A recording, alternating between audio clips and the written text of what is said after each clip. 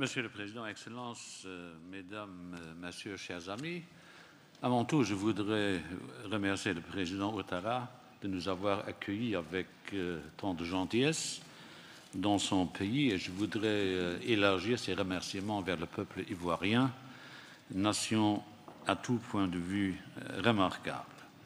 Nous avons eu le premier sommet entre l'Afrique et l'Union européenne il y a exactement 17 ans au Caire.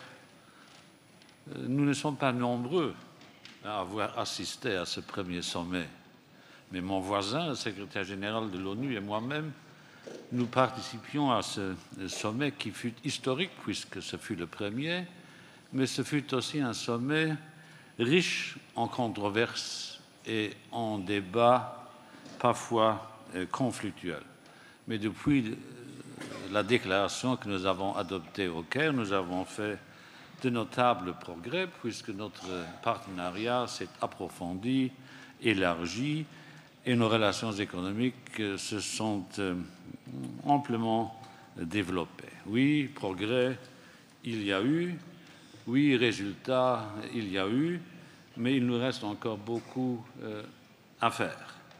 L'Europe, elle, sort lentement d'une décennie à faible croissance. La croissance économique est palpable, est arrivée dans tous les pays de l'Union européenne, mais la croissance de l'Afrique, elle, a été impressionnante.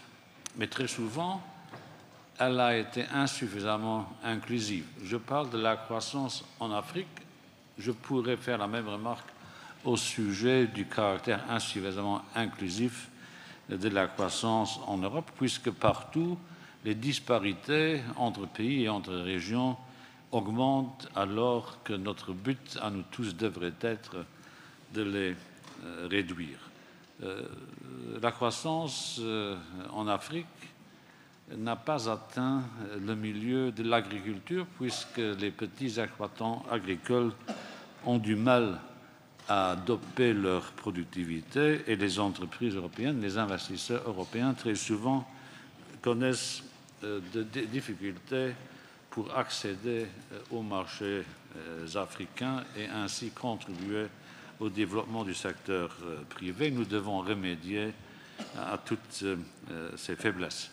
La population européenne, vous le savez, vieillit alors que la population africaine se distingue par une évolution démographique tout à fait impressionnante. D'ici la moitié du siècle, plus de la moitié de la croissance démographique globale sera africaine. La population du continent africain aura augmenté de 1,3 milliard d'habitants d'ici 2050 et plus que 50% de la population africaine sera constituée à ce moment-là par les jeunes, d'où l'importance de toutes nos politiques et européennes et africaines et euro-africaines orientées vers les jeunes.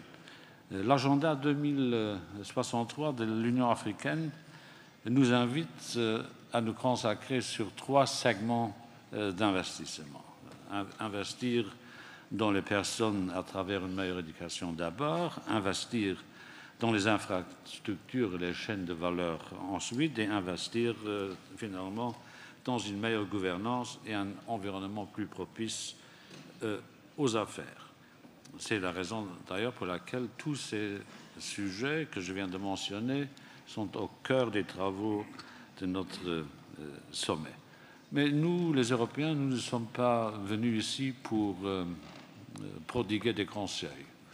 Encore que la spécialité européenne consiste à faire la leçon aux autres. Nous sommes venus pour redynamiser notre partenariat, qui doit être un partenariat d'égal à égal. Cela nécessitera la mobilisation de moyens financiers supplémentaires et c'est exactement dans ce domaine-là où nous avons décidé d'agir.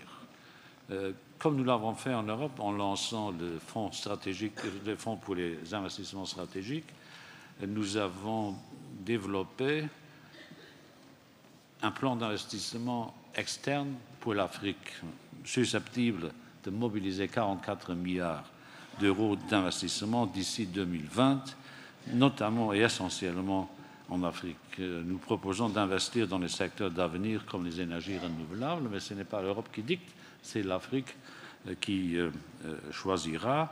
Et je voudrais d'ailleurs me féliciter de notre coopération dans le cadre de l'initiative africaine pour les énergies renouvelables qui fut lancée lors du sommet en décembre 2015 à Paris.